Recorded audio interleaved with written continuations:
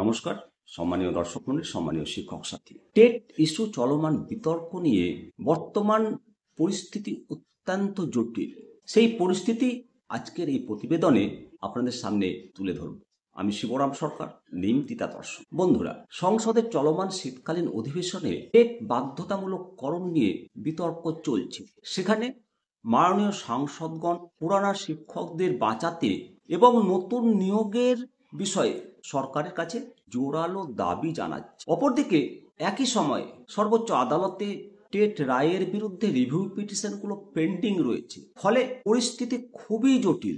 সিদ্ধান্ত নির্ভর করছে সুপ্রিম কোর্টের রিভিউ পিটিশনের রায়ের ওপর। যদিও ভাবা হচ্ছে যে ভারত সরকার হয়তো রিভিউ পিটিশন দাখিল করতে সময় নিতে পারে এবং সংসদে আইন পরিবর্তনের চেষ্টা করতে পারে। তবে চূড়ান্ত ফলাফল সুপ্রিম কোর্ট এবং সরকারের যৌথ সিদ্ধান্তের ওপর নির্ভরশীল। পরিস্থিতি বিশ্লেষণ করলে দেখা যায় যে সংসদের যে আলোচনা জিরো আওয়ার্সে সাংসদরা শিক্ষকদের, বিশেষত পুরাতন শিক্ষকদের চাকরি হারানোর আশঙ্কার কথা তারা বারংবার তুলে ধরেছেন এবং সরকারকে হস্তক্ষেপ করার দাবি জানিয়েছেন। ওনারা চান টেট বাধ্যতামূলক করার বিষয়টি যেন কোনো ক্রমেই পুরাতন শিক্ষকদের ওপর প্রয়োগ না হয় এবং নতুন নিয়োগের ক্ষেত্রে স্বচ্ছতা আসে।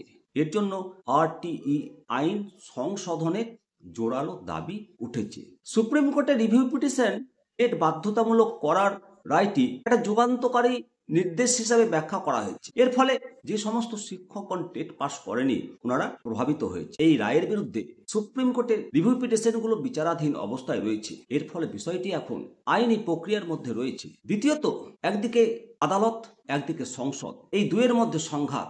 সুপ্রিম কোর্ট এখনো কোনো চূড়ান্ত সিদ্ধান্ত দেয়নি। এই অবস্থায় সরকার হয়তো সুপ্রিম কোর্টের রায় আসার আগে কোনো বড় সিদ্ধান্ত নিতে পারবে না, কারণ আদালতের নির্দেশই চূড়ান্ত। কি হতে পারে সুপ্রিম কোর্টের রায়? রিভিউ পিটিশনে শুনানির পর সুপ্রিম কোর্ট হয়তো তার আগের রায় পুনর্বিবেচনা করতে পারে বা রায় বহাল রাখতে পারে। তখনই সরকারের পদক্ষেপ দরকার।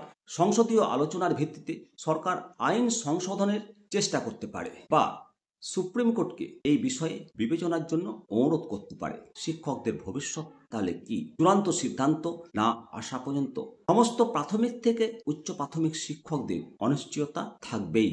মোটের ওপর সুপ্রিম কোর্টের রায় যদি পুরাতন শিক্ষকদের পক্ষে যায় তাহলে তাদের চাকরি সুরক্ষিত থাকবে।